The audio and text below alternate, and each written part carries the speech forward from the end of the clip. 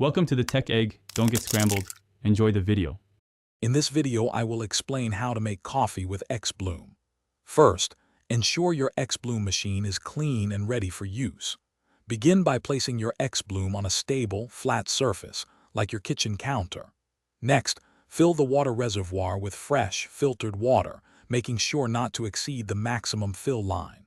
Finally, confirm the drip tray is correctly in place to prevent any messes during brewing. These initial steps are crucial for a perfect cup.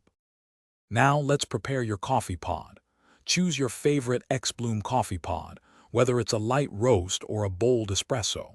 Before inserting, give the pod a gentle shake to ensure the coffee grounds are evenly distributed inside. This helps with consistent extraction. Then, carefully insert the pod into the designated slot on your Xbloom machine.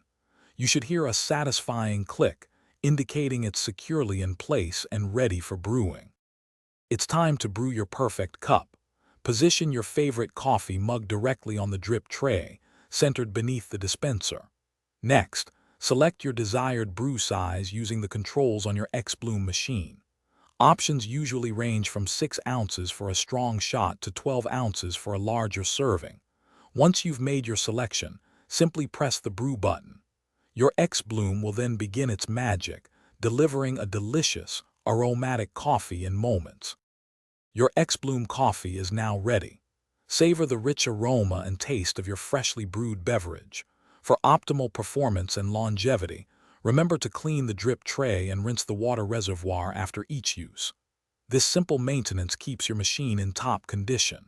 And speaking of keeping things clean, if you're looking to upgrade your home cleaning, check out the Shark AI Ultra Robot Vacuum.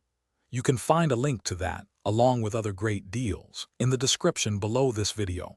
Enjoy your day. Thanks for watching. Consider subscribing if I helped unscramble your problems.